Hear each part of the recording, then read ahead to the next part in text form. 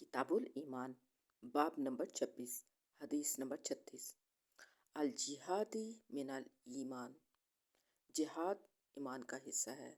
हज़रत अबू हुरैरा रज़ी अल्लाह अन्हु से रवायत है, वो नबी करीम सल्लल्लाहु अलैहि वसल्लम से बयान करते हैं, आपने फरमाया, अल्लाह ताला इस शख्स के लिए जिम्मेदारी लेता है जो उसकी राह में जिहाद के लिए निकले।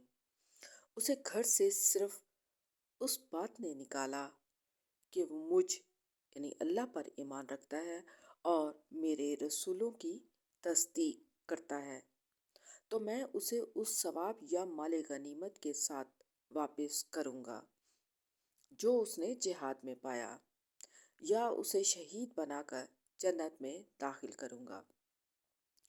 और रसूलुल्लाह सल्लल्लाहु अलैहि वसल्लम ने फरमाया, अगर मैं अपनी उम्मत के लिए उसे दुश्वार ना समझता तो कभी छोटे से छोटे लश्कर से भी पीछे ना बैठ रहता। और मेरी ये आरज़ू है कि अल्लाह की राह में मारा जाऊं, फिर जिंदा किया जाऊं, फिर मारा जाऊं, फिर जिंदा किया जाऊं, फिर मारा जाऊं। सही अल बुखारी।